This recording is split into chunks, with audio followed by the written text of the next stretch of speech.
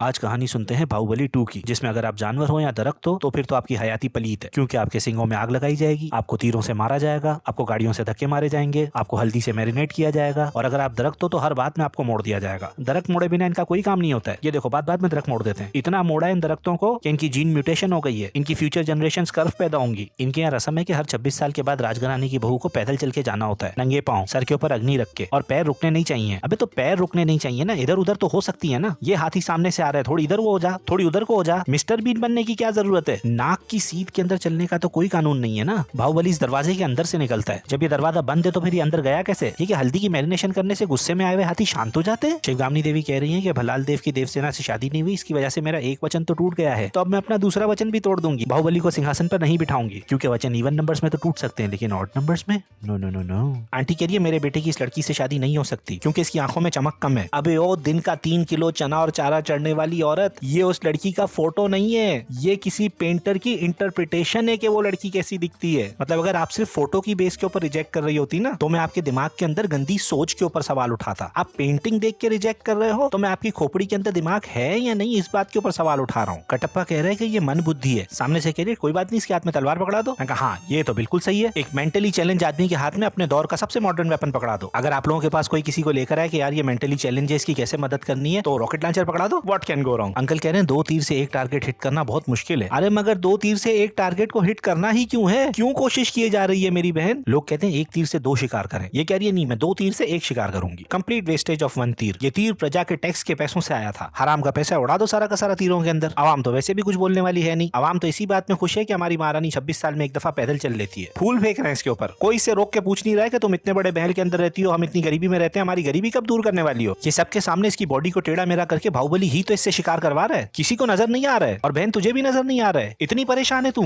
अबे सब छोड़ो, उस बंदे को खुद को समझ नहीं आ रहा है कि भाई ये मुझसे करवा रहा है। इस सारी की सारी हुकूमत दी किसने इन बेवकूफों के हाथ में? इनको तो कोई छू जाता है तो इनको नहीं पता चलता है, इनको तो अभी तक गुड टच बैड टच का नहीं पता है। बाहुबली कुमार वर्मा को कह रहे हैं जो प्राण देता है वो भगवान है, प्राण बचाने वाला वैद्य है, और प्राण की रक्षा करने वाला क्षत्रिय। मींस बाहुबली ने इसको गॉड, डॉक्टर और सोल्जर की डेफिनेशन सुनाई है। अबे इसका सुबह पेपर थोड़ी है, लड़ना है इसको अभी इन लोगों से। ये कौन सा ट्रेनिंग मेथड है बाय डेफिनेशन? और ये लड़ना शुरू भी कर देता है एंड बाहुबली खड़े रह के चेक भी नहीं करता है कि लड़ पा रहा है नहीं लड़ पा रहा है। बाहुबली जस्ट गोज ऑफ, बोले क्या होगा, ज्यादा नहीं लड़ पाएगा तो ये औरतें मर जाएंगी। Who cares? मैं इस कश्ती के बादबानों की इम्प्रैक्टिकलिटी के ऊपर जोक मारने वाला था कि कैसे ये वाले कश्ती को इस तरफ धक्का देंगे और कैसे ये वाले कश्ती को उस तरफ धक्का देंगे और कश्ती कभी आगे बढ़ ही नहीं पाएगी। बट थोड़ी देर में इस कश्ती ने उड़ना शुरू कर दिया, मैंने जोक उठा के भाड़ में डाल दिया। पूरे के पूरे महेशमती साम्राज्य के अंदर कहीं पे कोई भी भसड़ हो जाए, कोई पंचायत हो जाए, कोई पखराट हो जाए, ये आंटी हमेशा सबसे पहले पहुंच जाती है। फ्रंट रो टिकट मिल जाता है आंटी को, VIP पास मिला हुआ आंटी को हर फड्डे का। पता है क्यों? क्योंकि पुष्पा की माँ है। ये दोनों बाप बेटे कुमार वर्मा के सामने नाटक कर रहे हैं और अब ये बुढ़ा कुमार वर्मा को कहता है कि तुमको मेरे बेटे को मारना ही पड़ेगा। इस वजह से कुमार वर्मा रात को बल्लाल देव के कमरे में घुसता है। अबे मकसद तो उसको कमरे के अंदर बुलाना है ना, तो ये सारा नाटक करने की क्या जरूरत थी? सीधा सीधा संदेशा भिजवा देते कुमार वर्मा को। वो जैसे ही कमरे के अंदर आता, बल्लाल देव उससे चाकू छीन लेता, उसी के चाकू से अपने 3-4 आदमियों का मर्डर कर देता, अपने चेहरे के ऊपर एक निशान बना लेता और फिर कुमार वर्मा को मार के चाकू उसके हाथ में देता। ये सारी ड्रामेबाजी तुम बाप बेटों को करने की क्या जरूरत थी? तुम लोगों को लगता है कोई भी इस बात के ऊपर भरोसा करेगा कि बल्लाल देव जैसे वॉरियर को कुमार वर्मा ने मारा है? आंटी कह रही है बाहुबली को नहीं मार सकते क्योंकि फिर प्रजा विद्रोह कर देगी, लेकिन बाहुबली को कटप्पा मारेगा तो फिर क्या प्रजा विद्रोह नहीं करेगी? नहीं, प्रजा क्या सोचेगी? ओ बाहुबली मरा है, विद्रोह करो, सामान उठाओ, निकलो घर से।